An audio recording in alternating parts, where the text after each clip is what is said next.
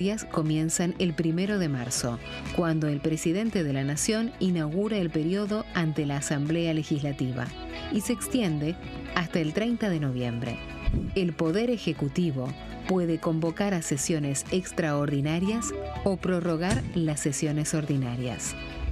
La sesión es dirigida por el presidente de la Cámara de Diputados, que administra el uso de la palabra y las distintas instancias del funcionamiento.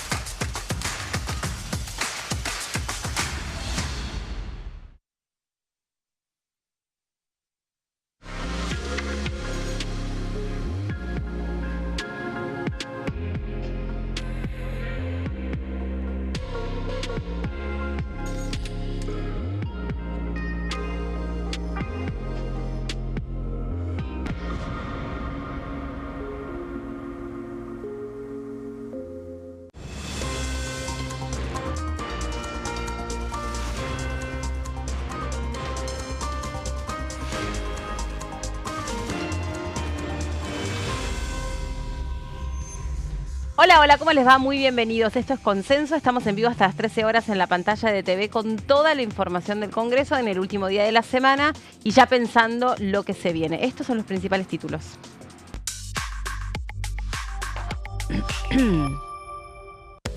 Ley de glaciares, se oficializó la audiencia pública con inscripción abierta hasta el 20 de marzo.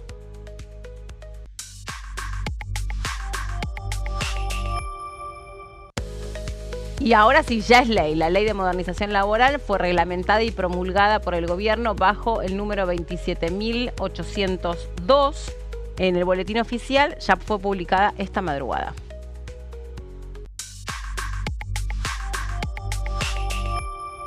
Y en un contexto internacional muy complejo, esto sucedió en términos de diplomacia parlamentaria. El presidente de la Cámara Baja, Martín Menem, recibió al embajador de Francia en Argentina.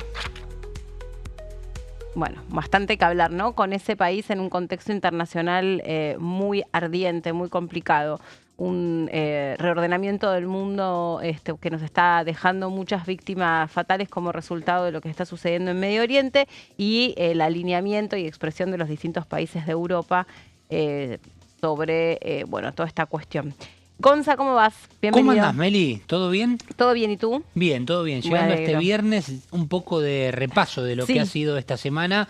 Pero vamos a hablar de un proyecto que no es la primera vez que por lo menos nosotros lo mencionamos, y no lo mencionamos porque sí, sino porque se hacen distintas presentaciones respecto a qué pasa con aquellos padres deudores justamente en la República Argentina, algo que parece nunca acabar, que sí se pudo haber generado algo más de conciencia, pero la realidad es que sigue existiendo y por eso genera que los propios legisladores tengan la disponibilidad justamente y la predisposición para poder generar iniciativas que generen un impacto ante el no cumplimiento de la cuota mensual de algún hijo, bueno, el hecho de alguna prohibición, alguna restricción. Bueno, vamos a hablar de un proyecto del diputado Guillermo Michel respecto a este tema y vamos a dar algunas estadísticas de la República Argentina. Bueno, muy bien, ya vamos a meternos con ese tema. Hola Dani, ¿cómo te va? ¿Cómo estás, Meli? ¿Todo Feliz bien? Viernes. Bien, vamos a estar hablando hoy de el tema de la semana acá en la Cámara de Diputados, que es la Ley de Glaciares, y qué va a pasar con la Ley de Glaciares.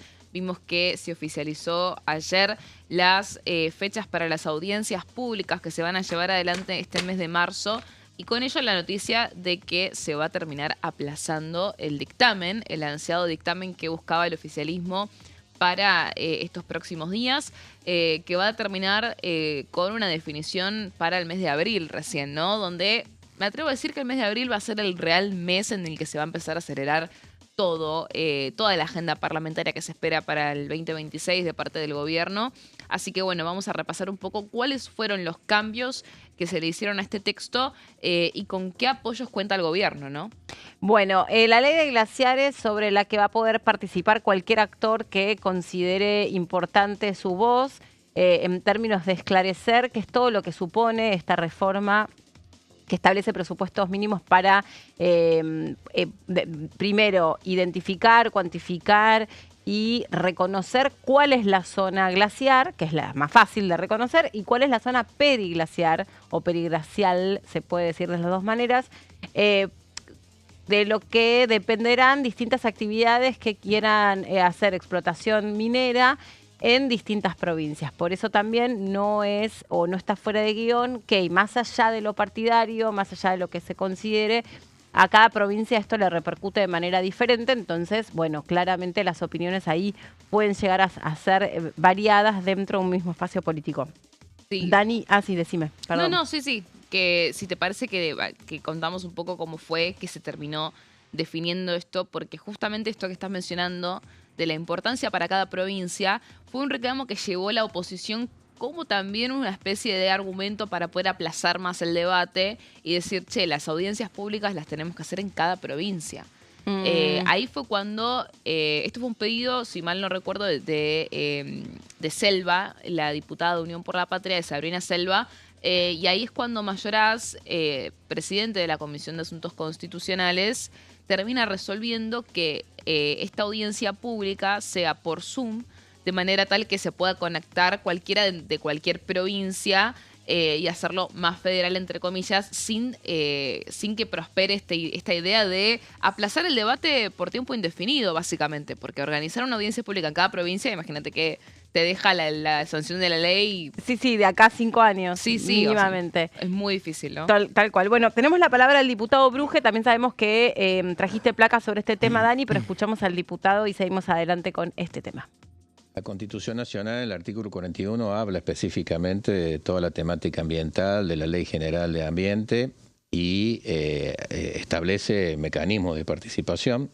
En consecuencia de ello se dictó una ley, que es la Ley de Presupuestos Mínimos Ambientales, que aplica para el tema de los glaciares y para el ecosistema, porque el glaciar no es solamente un pedazo de hielo, como se dice por ahí, sino que es un ecosistema que está integrado con un montón de otros aspectos que no solamente se vincula a la estrictamente provisión de agua, ¿no?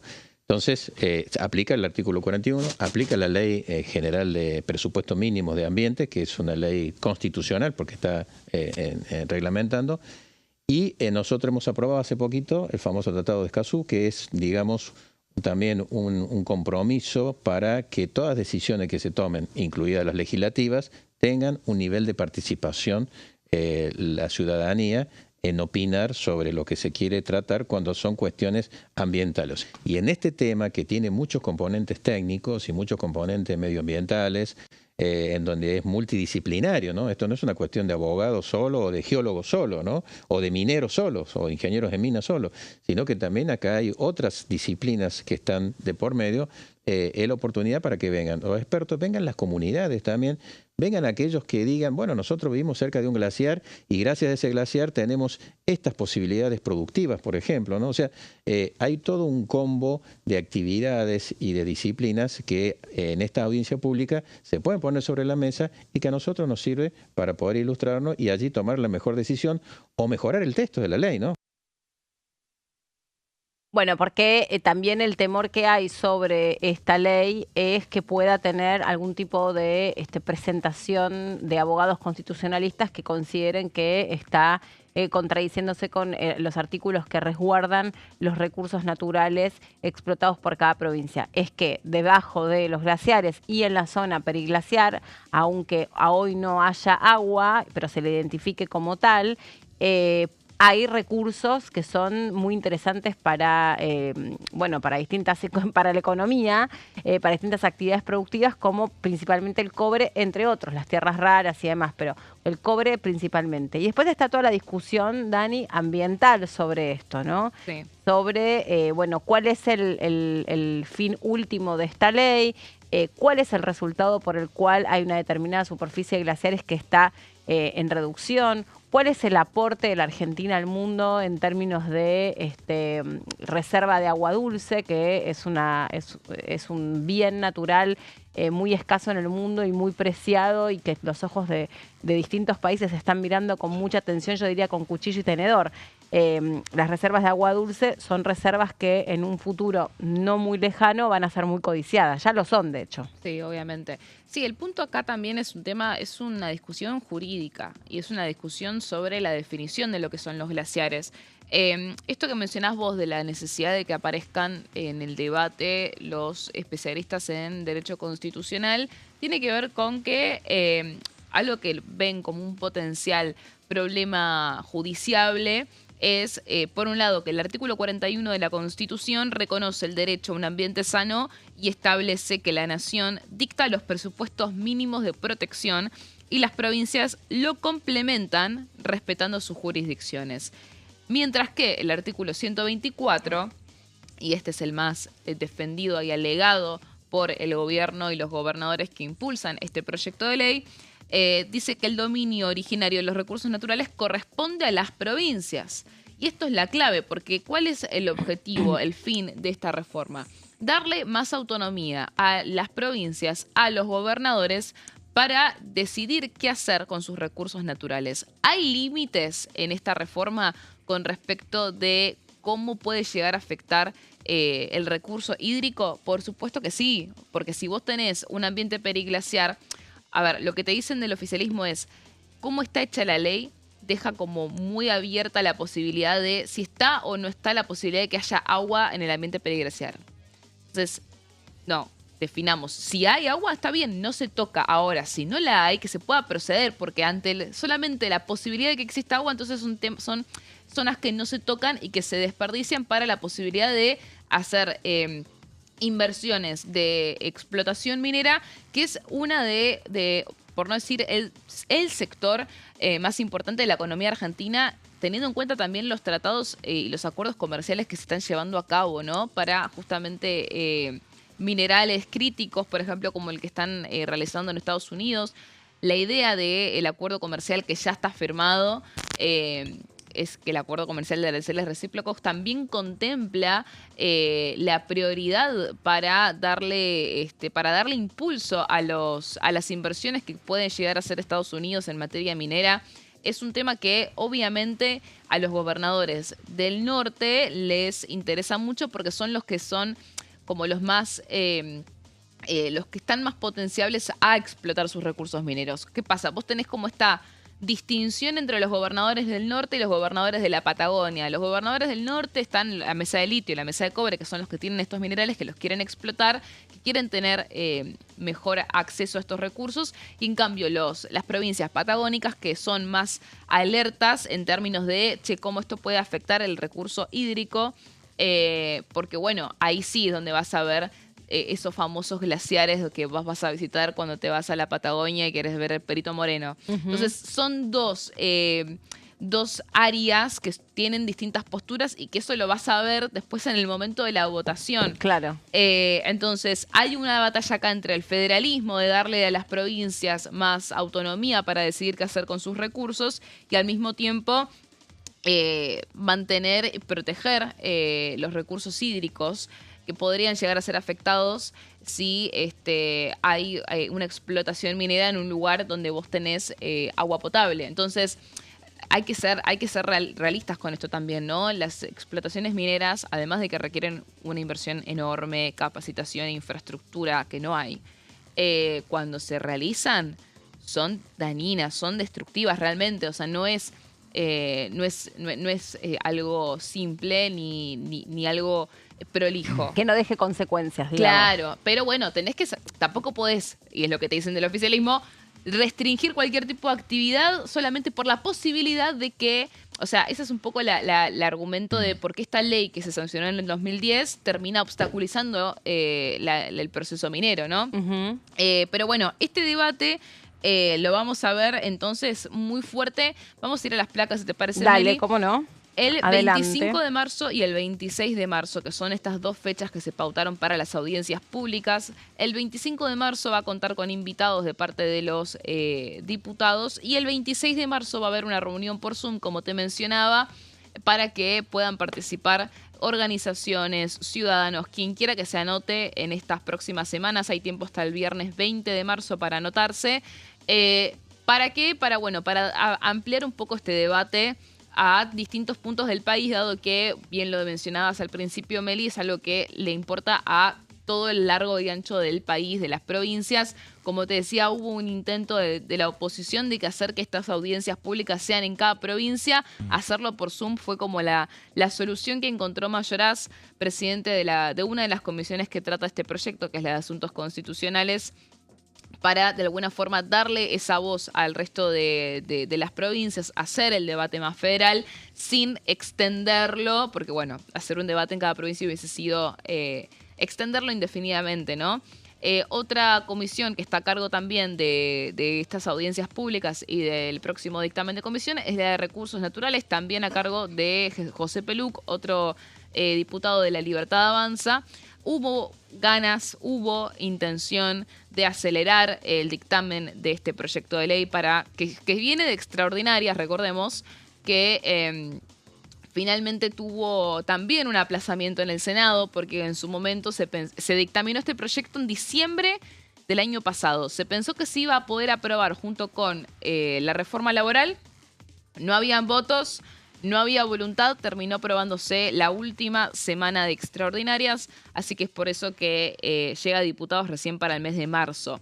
¿Cuándo va a llegar entonces al recinto? Dado este panorama, bueno, podemos esperar que la ley de glaciares vaya a sancionarse definitivamente a principios de abril, que es muy probablemente cuando puedan hacer una sesión para este tema. Abril, un mes que va a ser importante en términos de reformas porque es muy probable que ahí recién entonces empiecen a acelerar los envíos de estos paquetes que anunció el presidente en la Asamblea Legislativa del domingo.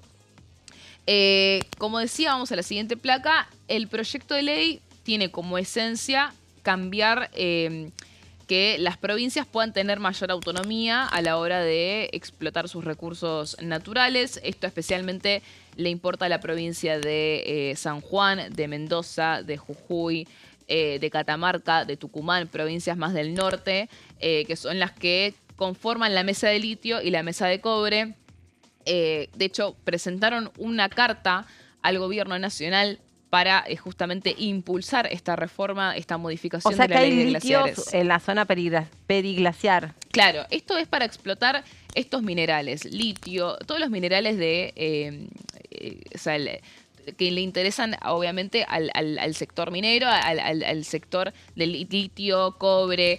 Obviamente también hay un tema con los minerales críticos. Los minerales críticos, que son como los minerales más raros, obviamente también es algo que está en tela de negociación para inversiones, pero lo que me decían a mí es que ese tipo de minerales todavía no están explorados tan en profundidad en donde están.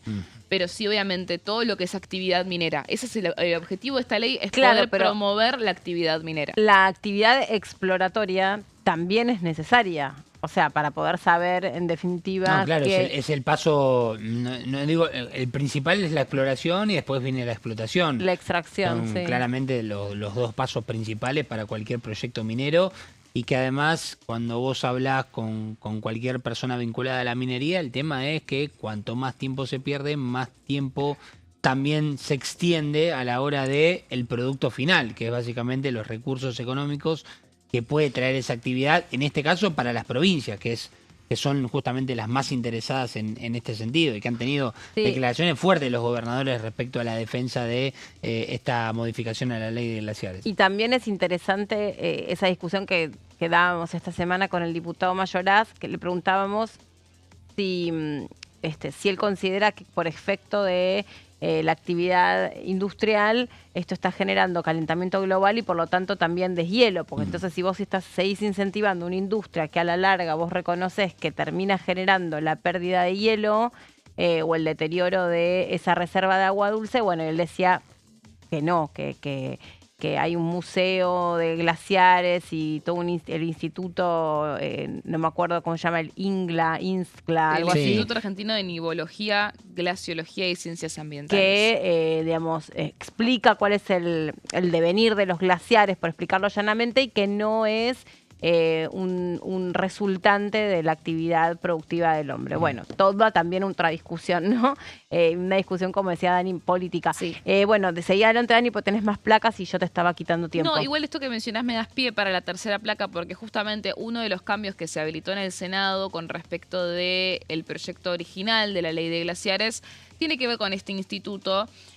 Porque, bueno, lo que agregaron es que este instituto pueda realizar estudios técnicos y científicos cuando un glaciar, para controlar que un glaciar, si deja de tener, digamos, las condiciones previstas, lo pueda estudiar. O sea, a este instituto va a reportar cada gobernador.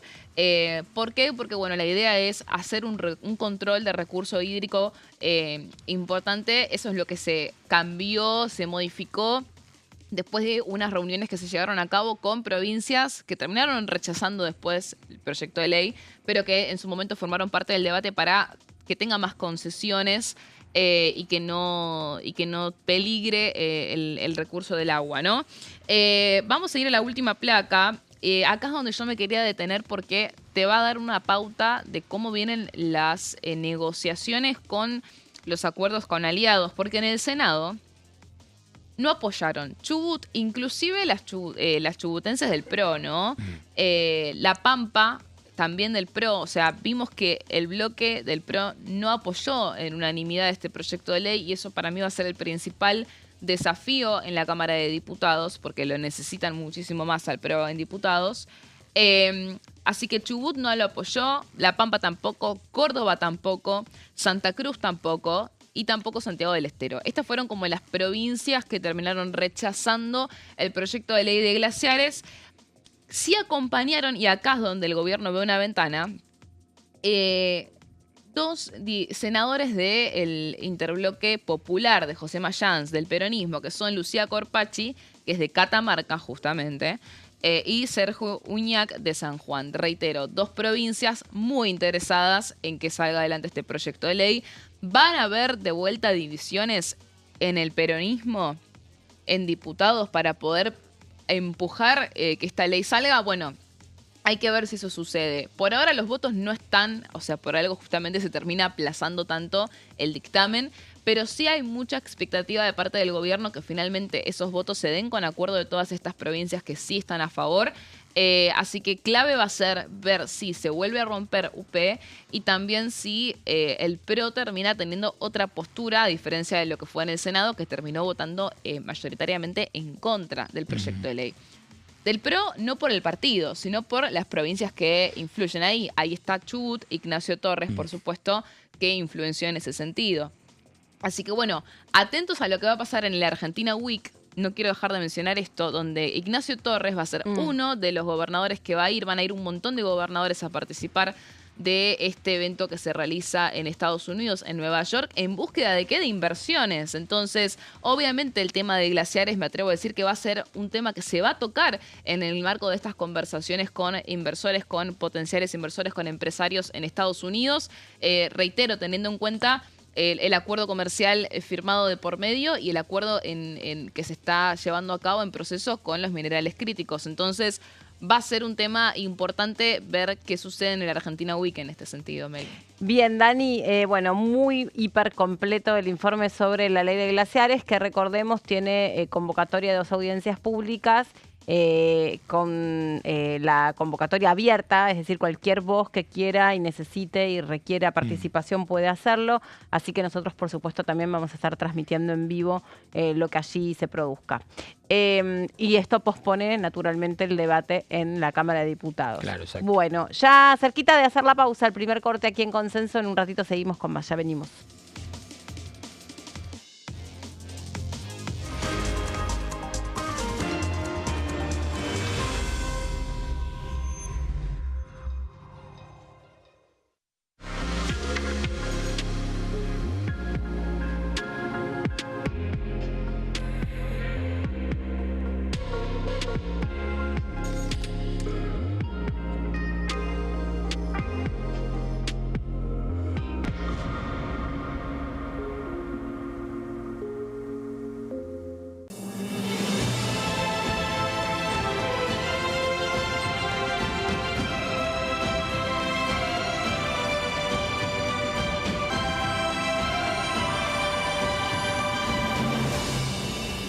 La bancada, de lunes a viernes, 13 horas. ¿Cómo funciona el Congreso?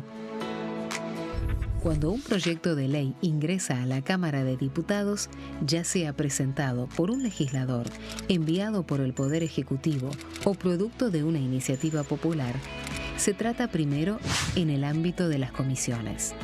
Las comisiones son el espacio de análisis y debate sobre los proyectos conformadas por legisladores de distintos bloques.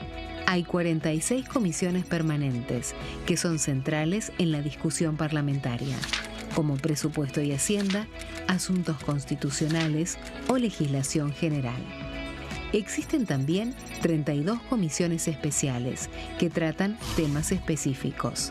En su mayoría son bicamerales, es decir, que están compuestas por diputados y senadores, como la bicameral de trámite legislativo, encargada de analizar los decretos del Poder Ejecutivo. Para que un proyecto sea tratado en el recinto, debe contar con el apoyo de la mayoría de los integrantes de las comisiones a las que haya sido girado. Al finalizar una reunión de comisión, se dictamina sobre la pertinencia de tratar el proyecto en el recinto. El dictamen puede plantear la aprobación del proyecto o su rechazo.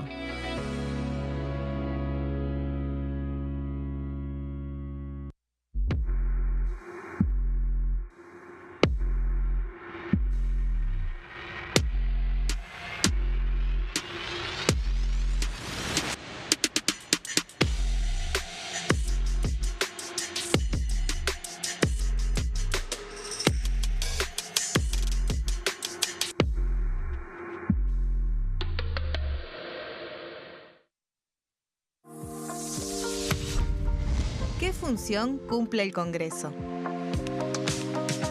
El Congreso ejerce su función legislativa a partir de la deliberación y sanción de leyes que busquen el bien común de todos los habitantes. Durante 2024 se sancionaron 44 normas de enorme trascendencia, como la Ley Bases y Puntos de Partida para la Libertad de los Argentinos, la Ley de Medidas Fiscales Paliativas y Relevantes y la Boleta Única de Papel. La Constitución Nacional determina las atribuciones del Congreso, las cuestiones sobre las cuales puede y debe legislar, así como sus limitaciones. También establece la relación entre los distintos poderes, que es fundamental para equilibrar el sistema republicano. Además de legislar, el Congreso tiene la función de ejercer el control del Poder Ejecutivo. Entre otras atribuciones, ese control incluye el pedido de informes, las interpelaciones, la actuación de la Auditoría General de la Nación, dependiente del Congreso, la posibilidad de solicitar juicio político y la aprobación de las cuentas de inversión. Desde la reforma constitucional de 1994, el jefe de gabinete de ministros tiene la obligación de concurrir periódicamente al Congreso para informar acerca de la marcha del gobierno. Este informe se realiza alternadamente en cada Cámara del Congreso.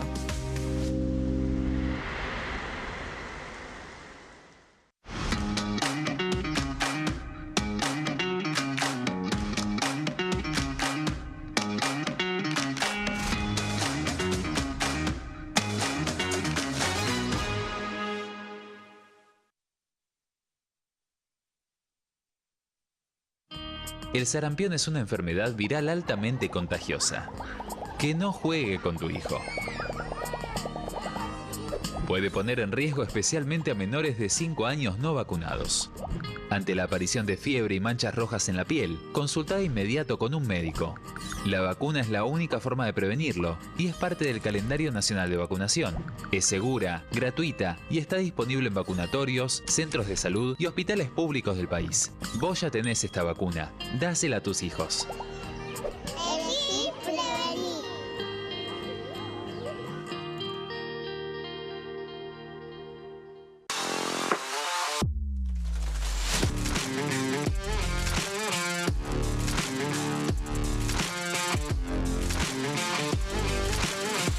Orden del día, de lunes a viernes, 11 horas.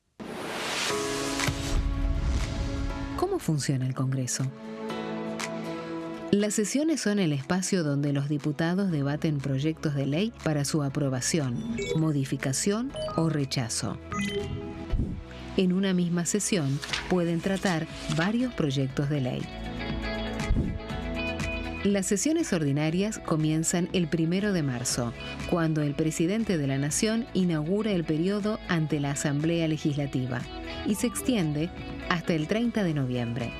El Poder Ejecutivo puede convocar a sesiones extraordinarias o prorrogar las sesiones ordinarias. La sesión es dirigida por el presidente de la Cámara de Diputados, que administra el uso de la palabra y las distintas instancias del funcionamiento.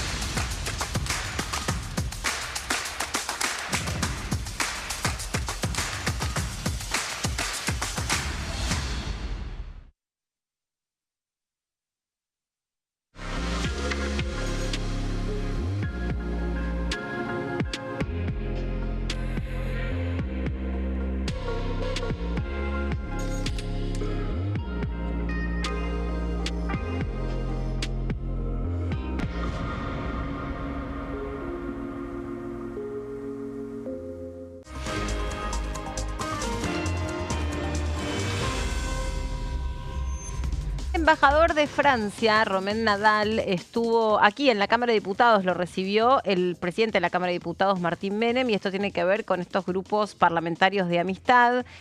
Son acciones, como les venimos contando, muy habituales, pero esta en particular tuvo su interés porque el mundo está atravesando un contexto muy complicado, muy complejo, que obliga a los principales líderes del mundo a ir alineándose, a ir expresándose respecto de lo que está pasando en la zona de Medio Oriente. Ustedes saben que también lo hizo, por supuesto, el presidente de Francia, Macron, se expresó y dejó sentada su postura. Lo mismo está pasando con casi todos los países de Europa, ¿no? Este conflicto que, como ayer hablábamos con Vero Benaim, está ya tocando a 3 continentes del planeta. Bueno, ahí está, ese es Romain Nadal. Recién le preguntaba a Gonza si tendrá algún tipo de parentesco con Rafael Nadal, pero no sabemos. Aparte, viven en países distintos, pero bueno, claro, el apellido es el mismo. En fin, ahí estamos viendo el contacto que hubo entre ambos mandatarios.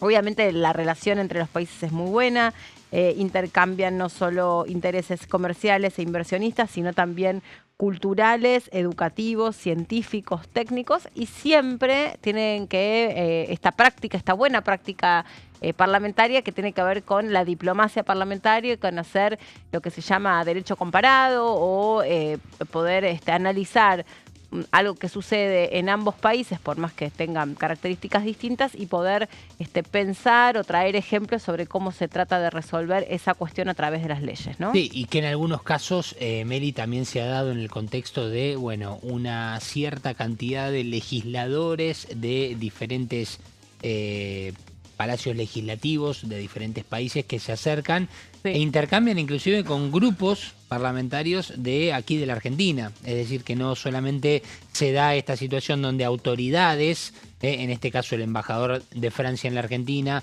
con el presidente de la Cámara de Diputados, Martín Menem, a solas, en un encuentro íntimo, intercambiando sobre acuerdos, puntos en común, posibles tratados, positivamente hablando, no lógicamente para el beneficio de ambas naciones, sino además también el intercambio de cómo trabajan los parlamentos, ¿no? Cómo puede uno con el otro buscar puntos en común o inclusive hasta adquirir algunas prácticas después que lógicamente requieren algún cambio en los reglamentos internos, ¿no? Claro, que se ajusta después a la vicisitud de cada país. Claro. Bueno, ahí estaba este encuentro muy importante entre el embajador de Francia y el presidente de la Cámara de Diputados de Argentina. Bueno, nos metemos en otro tema. Es un tema muy actual y tiene que ver con lo que sucede al interior de muchas familias que ya están desarmadas, que sus padres han decidido divorciarse, tienen hijos en común y hay muchos padres que empiezan a incumplir con una obligación que tienen con sus hijos, no con esa exmujer, sino con sus propios hijos, y que es la cuota alimentaria. Aquí se ha debatido mucho en el Congreso sobre si había que tener un registro federal de deudores alimentarios. ¿Qué se entiende por un deudor alimentario? Porque ustedes del otro lado dirán, bueno, la cuestión económica está muy compleja, hay muchos padres que por ahí están sin trabajo. Bueno, está todo contemplado, no es que cualquiera se convierte en un deudor alimentario solo porque se atrase o no cumpla con una ley, tiene que haber, con una cuota, tiene que haber una conducta sostenida en este sentido. Después el resto, obvio, las cuestiones particulares en cada familia se conversan y se tratan de subsanar. Antes de dar paso a este proyecto del diputado Michel, esta semana que pasó, justo había leído que una jueza en Neuquén, una jueza de familia, había intimado a un hermano de un padre deudor a que se haga cargo de la cuota alimentaria del niño en cuestión. Esto digamos, constituye una novedad porque muchas veces el padre no cumple una vez, ni cumple 2 veces. Creo que tienen que ser 3 incumplimientos sostenidos para que se convierta en lo que se considera un deudor alimentario. Y ahí, digamos, queda un vacío porque la madre puede denunciar, se genera esta situación, pero nadie en definitiva cubre esa cuota. Y acá en este caso esta jueza intimó a los tíos de la criatura que, bueno, muy bien, este señor no puede, es un incumplidor incobrable, bueno, entonces que pasen la cuota los hermanos del señor. Claro, sí, exactamente, fue justo esta semana que se dio el caso, es decir, los tíos, básicamente, del niño. Del niño, sí. Exactamente. Bueno, Meli, esto no es la primera vez, no es un tema que se trae a colación por primera vez aquí en la Cámara de Diputados. No sé si recordás, yo estaba tratando de hacer memoria y realmente lo estaba haciendo, sin buscarlo.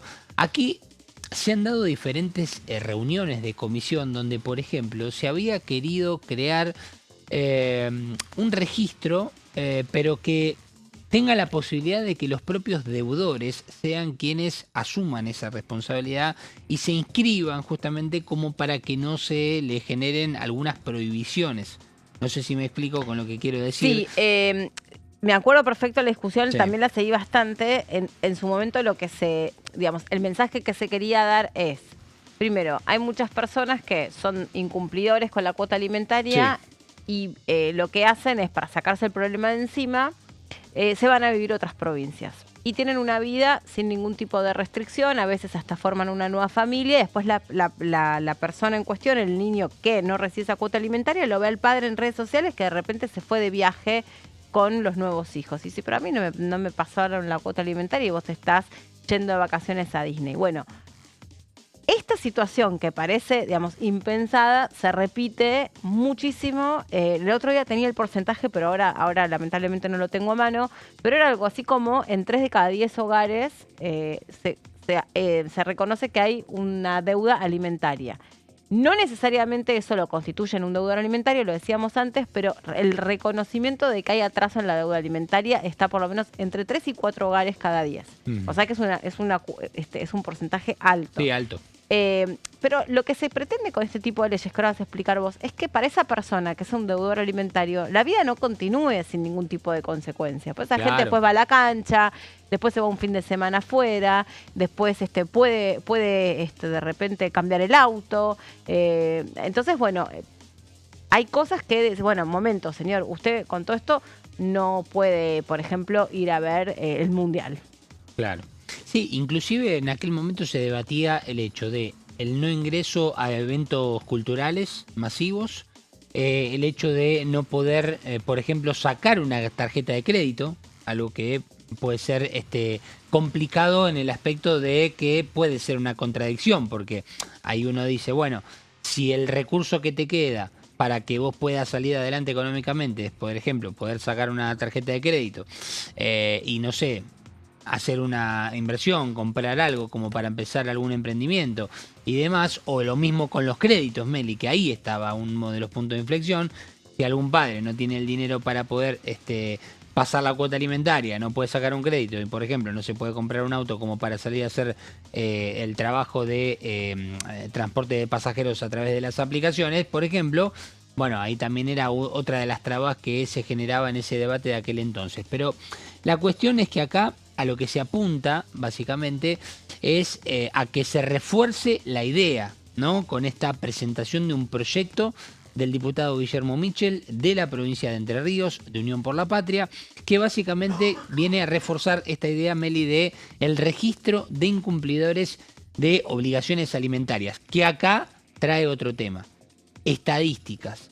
Hoy realmente, Meli, si queremos tomar estadísticas, tenemos que tomarnos de diferentes informes, de diferentes estadísticas y no de resultados oficiales, ¿sí? A lo que inclusive puedo remitirlo con lo que es la presentación del proyecto y en los fundamentos ni siquiera se pueden observar por parte del trabajo de todo el equipo del diputado Michel las cifras de manera oficial, Meli, algo que debiera ser tal vez, si hay un registro, algo mucho más sencillo, ¿no? A lo visual, también para que se tenga en cuenta cómo está este tema hoy en día en la sociedad, porque me imagino que hay muchas madres desesperadas en algunos casos que inclusive pueden tomar esas estadísticas para, bueno, charlar su situación personal. Esto sería a nivel federal, lo cual involucra a todas las provincias. Esto es muy importante también tenerlo en cuenta. Después habrá que ver la dependencia de cada una de las provincias para poder llevar a cabo la práctica de este registro. Lo que busca básicamente una dotación de eficacia nacional a las decisiones judiciales y el fortalecimiento de la coordinación interjurisdiccional, ¿sí? Es decir, que acá lo que se intenta es de entre lo que se pueda dar con las decisiones de la justicia y con la coordinación de la nación con las provincias, fortalecer un registro que sea a nivel nacional, pero con la participación concreta de las provincias. Vamos a ir a la siguiente placa para empezar a desarrollar parte importante de este proyecto. Quienes estén en el registro federal de incumplidores de obligaciones alimentarias, que tendrá la sigla REFIOA, lo inhabilita personalmente el ingreso y permanencia en casinos, salas de bingo, agencias de apuestas, plataformas de juego en línea autorizadas. ¿Por qué marcamos esto? Porque el proyecto se basa en su título y en su bajada principal a que el registro prohibiría a que los padres deudores no puedan apostar de ninguna manera. Por eso aclaramos, en casinos presenciales, en salas de bingos, agencias de apuestas, plataformas de juego en líneas autorizadas, que acá hay un problema. Porque claro. Y las no autorizadas, ¿cómo las regulan? Claro, las autorizadas posiblemente cuando ponga sus datos ese padre deudor, ¿por qué? Con este pensamiento y esta idea que vos marcabas, te vas de viaje y no podés cumplir con tu cuota, vas a apostar y no podés pagar la cuota, o podríamos decir el pensamiento bis de esa idea, estás apostando para ver si podés ganar dinero y de esa manera poder pasar la cuota alimentaria. Bueno, yo me acuerdo. Estamos jugando con un supuesto. El año pasado, bueno, ahora creo que fue el año pasado, no, hace más, cuando se discutió esto del registro nacional de deudores o federal de deudores, estaba el caso también que no pueden renovar la licencia de conducir. Por ejemplo. Entonces, ahí es un problema. Claro, ahí decían muchos, bueno, pero si el hombre, por ejemplo, no tiene trabajo y entonces incumple con su cuota alimentaria, tiene el registro vencido, necesita renovarlo porque va a manejar un auto de aplicación y de esa manera va a ganar algo de dinero para ponerse al día, y si vos le inhibís de poder renovar su licencia, también estás impidiendo que esta persona busque un recurso para tener algo de dinero. Hay muchas fuentes de trabajo, no solamente los autos de aplicación, puede ser el reparto a través de envíos, puede ser manejar una ambulancia, puede ser distintos o tener que, no sé, moverte de determinada manera para hacer una diligencia o para hacer un viaje de provincia a provincia porque estás comprando y vendiendo cosas, ¿no? Si sos un viajante, necesitas el registro. Bueno, y ahí lo que te decían es, espera, la ley no dice todas las cosas que no va a poder hacer el deudor alimentario. Lo que da es herramientas para que la justicia vea caso a caso cuál es el que mejor se adecúa. Porque, por ejemplo, dice, no va a poder entrar a, qué sé yo, no puede renovar la visa, por ejemplo, a los Estados Unidos. Bueno, para un minuto, no en todos los casos, porque si la persona, por ejemplo, tiene como medio de vida viajar para comprar y traer cosas o necesita, qué sé, hacerse un tratamiento médico, bueno, tampoco le podés prohibir que lo haga. Claro. Entonces, no pensar en las leyes como instrumentos o recursos que la justicia puede o no puede echar mano. Después a mí me parece que algo tenés que hacer sobre las personas que no incumplen. Después cada uno podrá decir, bueno, la persona no incumple porque tiene tal o cual problema, y ahí la justicia tiene que encontrar una herramienta extra como esta, decirle, bueno, listo, que pague la abuela, que pague el abuelo, que paguen los tíos, que pague el vecino, pero que el chico no puede quedar descubierto. Inclusive, Meli, fíjate que creo que estamos hablando de un tema que obviamente no me voy a meter en lo profundo de cada historia, de cada caso, pero inclusive me da la impresión de que esto existe lamentablemente por la mala relación que pueda tener en su ruptura una pareja, ¿no? Tanto el progenitor como la progenitora, que en este caso no puedan tener un vínculo fluido, que no exista una confianza entre ambas partes, porque si nos ponemos a pensar de la manera más humanamente posible, la idea es hacer un acuerdo de, che, mira, necesito esto, vos encargate de esto, y una organización por fuera me da la impresión de lo estrictamente porcentual del salario. No sé, digo, capaz que me estoy equivocando con esto, pero entiendo que no sucede en la mayoría de los casos por esta cuestión del mal vínculo que queda. Muchas veces eso está englobado en lo que se llama violencia económica y, digamos, donde vos querés castigar al otro, digamos, generándole un descubierto en la cobertura de esa crianza.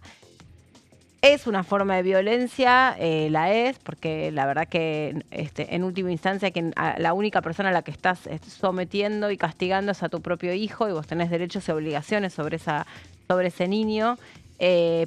Algunos lo usan lamentablemente como una moneda para negociar otras, ¿no?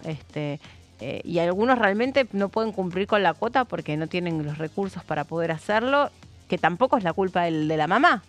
Digo, ni del niño, o sea, trajiste un niño al mundo, te quedaste sin trabajo, y bueno, salvo robar, todo lo demás lo tenés que buscar para poder cubrir, y si no sos vos tenés que ingeniártelas para que alguien te eche una mano en ese sentido, pero qué culpa tiene tu hijo de que vos lo trajiste y no tenías los recursos. Y después también el otro tema es las edades, ¿no? En las cuales se da la ruptura, porque claro, ante una separación de un hijo de entre su nacimiento y no sé, los 3, 4, 5 años, es muy difícil realmente la crianza, más el hecho de poder salir a trabajar para la madre, que es con quien suele estar la mayor cantidad de días a la semana, también dificulta mucho esta discusión. Eso abre el capítulo también de las agendas de cuidado, ¿no? Sí.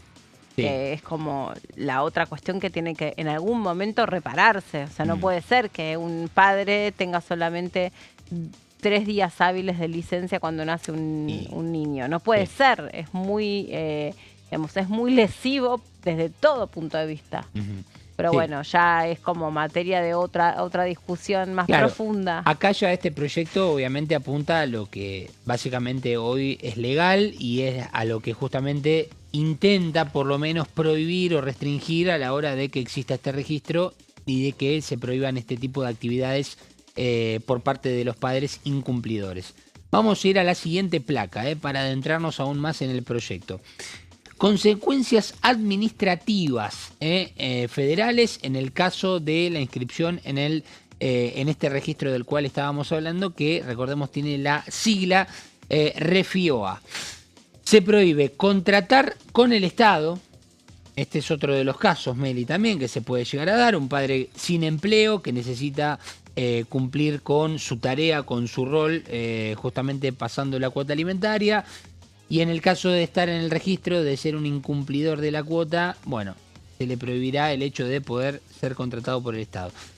Además, posibilita la idea de ser proveedor o contratista del Estado, otra de las posibles cuestiones que se pueden dar, e inhabilita para cargos públicos en la administración pública nacional. Todo esto involucrado a, bueno, si el Estado aparece como un ala importante para poder darte una fuente de trabajo, bueno, pensalo bien si vas a ser un incumplidor, pensalo bien si vas a tener un hijo y la relación no va de la mejor manera. Es decir, estoy pensando un poco cómo se piensa, cómo se llega, ¿no?, justamente a este tipo de, podríamos decir, restricciones, castigos, esta posibilidad para la reflexión y para que no sea una cuestión gratuita el hecho de incumplir con la cuota alimentaria, no todos los meses. Seguro. Que lamentablemente ocurre mucho en Argentina. Vamos a ir a la siguiente placa, para repasar este proyecto, recordemos, del diputado Guillermo Michel, para restringir tareas, posibilidades de, por ejemplo, asistir a todo tipo de situaciones de apuesta o de ludopatía, sean casinos, sala de bingos, cuestiones virtuales vinculadas a el juego. Traje algunos datos. A ver. Estos datos, Meli, son interesantes teniendo en cuenta que... Ahí está, vos tenés los porcentajes. Claro, está el porcentaje. Según UNICEF. Todo esto de un dato, de un informe que realizó UNICEF Argentina en el 2024. Es decir, todavía tenemos un año de atraso por lo menos, porque en el 2024 salió, pero hay que ver si los datos son entre medio del 2024 y el 2023. Más del 56% de las madres que no conviven con el padre de sus hijos no reciben la cuota alimentaria. Es un dato que ya estamos hablando... mucho más elevado de lo que yo te decía. Yo había dicho 4 de cada 10. Sí, 3 o 4 de cada 10. Esto es casi más de la mitad. Más cerca del 6 que el 5, 5,6. Claro, exactamente, sí. Más de la mitad, digamos, sí, más cerca del 6. Bueno, a esta estadística le sumamos que se suma el 68% si es que incluimos a quienes no la reciben regularmente. Acá también que es otro tema importantísimo, porque el hecho de recibirla, vos decís, bueno, creo que son 3 las cuotas acumuladas que vos tenés que... para ser un deudor. Deudar, claro, tener esa deuda para ser un deudor y entrar a este registro. Bueno, convengamos que en algunos casos se da, che, este mes no puedo, este mes puedo, este no puedo, y ahí es como que va intercalando y se da esta situación. Y por último, Meli, obligación de cuidado, datos importantes para tener en cuenta de lo que estamos hablando. Obligación de cuidado es hasta los 21 años, pero si estudia justamente y no se puede autofinanciar, que no se puede mantener ese hijo, entendiendo que estudia y trabaja y no le da justamente para sostenerse, ahí también hay una responsabilidad por parte de los padres, que ahí es un caso más particular y me da la impresión que se da en un contexto de mala relación, porque se supone que ahí es algo ya acordado entre padres e hijos. Cuota alimentaria, no existe un monto fijo en la República Argentina, porque este es otro de los temas. ¿Qué es la cuota alimentaria? ¿Cuánto es hoy en día? Bueno, no hay un monto fijo. Los jueces lo que suelen hacer, ya metiéndonos en el ámbito de la justicia, es tomar entre el 20 y el 30% del ingreso neto del progenitor. Y esto es para la manutención, para la educación, esparcimiento, vestimenta, habitación, asistencia y gastos de enfermedad de su hijo. Así que datos no solamente de lo que hoy tenemos en Argentina en caso de los deudores, sino también datos específicos de qué es la deuda alimentaria y qué es lo que se toma generalmente cuando se lleva a la justicia. Sí, situación muy delicada porque, insistimos, en el medio en realidad hay una sola víctima que son los niños, ¿no? Sí. No es una forma de castigar a ninguna mujer, es un castigo hacia los propios chicos que quedan desprovistos, o a veces solamente es, bueno, yo no le puedo seguir pagando el fútbol, pagáselo vos. Y vos decís, pero ¿qué tiene que ver? O sea, Claro. con que nosotros no estamos más juntos, ¿no? Bueno, Sí, es un tema cosas complicado tristes y es donde- muy variado el Ujú. caso por caso. Así que Tal cual. no sé si es de fácil análisis. donde el Congreso también sí debe meterse, claro que Claro sí. que sí. Bueno, Gonza, hasta acá hemos llegado nosotros con consenso y también se nos va la semana. Un La gran que placer. viene vamos a estar contándoles todo lo que trae esta ley de glaciares y la agenda con las reformas que seguramente se terminen de conocer en estos próximos días. Que tengan un lindo finde, pero se quedan en la pantalla de TV porque todo lo que pasa por el Congreso pasa por acá, por DTV. Chau, que tengan linda semana.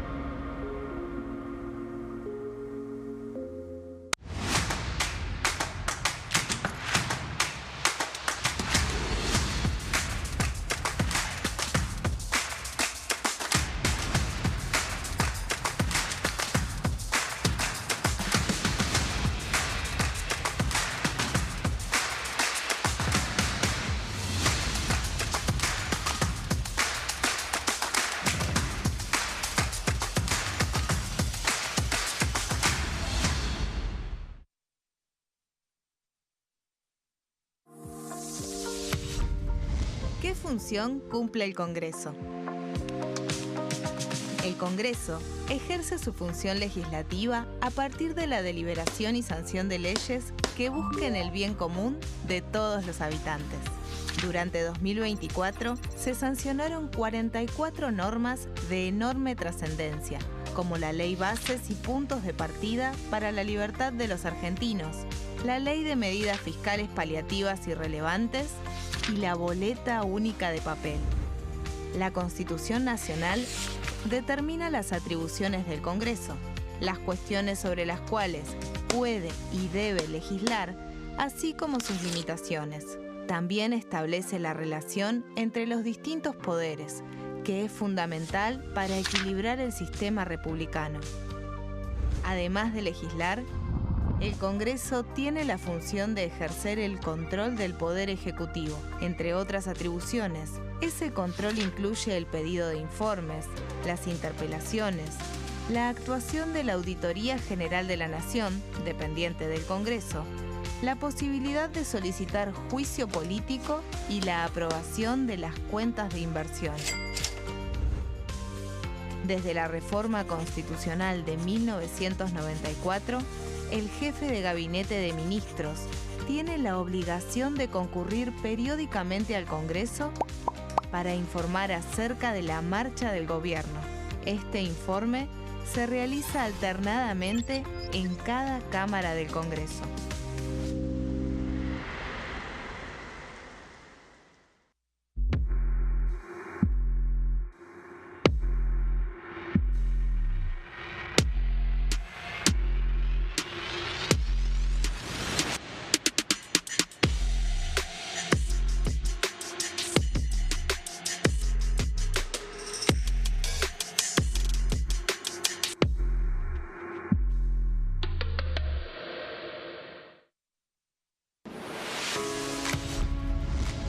¿Cómo funciona el Congreso? Cuando un proyecto de ley ingresa a la Cámara de Diputados, ya sea presentado por un legislador, enviado por el Poder Ejecutivo o producto de una iniciativa popular, se trata primero en el ámbito de las comisiones. Las comisiones son el espacio de análisis y debate sobre los proyectos conformadas por legisladores de distintos bloques.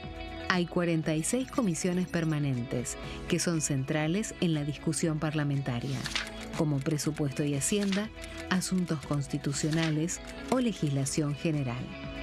Existen también 32 comisiones especiales que tratan temas específicos. En su mayoría son bicamerales, es decir, que están compuestas por diputados y senadores, como la bicameral de trámite legislativo, encargada de de analizar los decretos del Poder Ejecutivo. Para que un proyecto sea tratado en el recinto, debe contar con el apoyo de la mayoría de los integrantes de las comisiones a las que haya sido girado.